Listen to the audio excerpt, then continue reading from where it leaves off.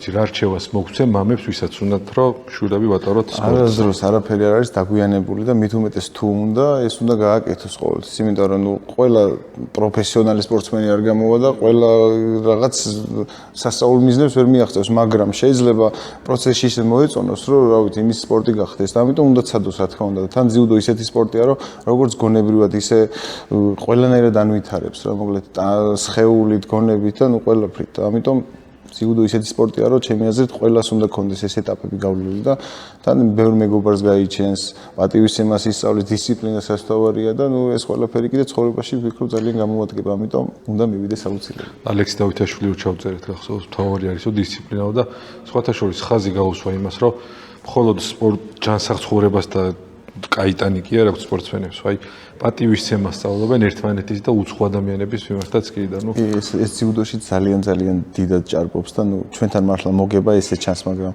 მოვიგებთ, წავაგებთ ერთმანეთს ძალიან დიდ პატივისცემას გამოვხატავთ, რა თქმა უნდა, იმის მიღმა ჩვენ მთელი მეტოქები ერთმანეთს ვიცნობ, მთელი მსოფლიოდან სულ ერთად ვართ ხოლმე შეკრებებზე, ერთად გავდივართ ვარჯიშებს და იმის იქით ძალიან დიდი ურთიერთობა გვაქვს, მაგრამ ტატამზე ერთი მოიგებს თუ მეორე მოიგებს, რა თქმა უნდა, ეხლა ჩვენთვის მნიშვნელობა აქვს, მაგრამ ერთმანეთს ულოცავთ ვესალმებით, ვემშვიდობებით და ეს დიდი პატივისცემა აქვს და ძიუდოს ეს ყველაფერი გააჩნია, რასაც ვერ ვიტყვის სხვა სპორტსმენებს არ ვაბულინგებ რამით, მაგრამ ძიუდოში ეს ძალიან მაღალ დონეზე ეს პატივისცემის მომენტი. თქვენ შემთხვევაში როგორ მოხდა ლუკა? გინდოდათ ძიუდოზე სიარული მამამ შემოგთავაზათ?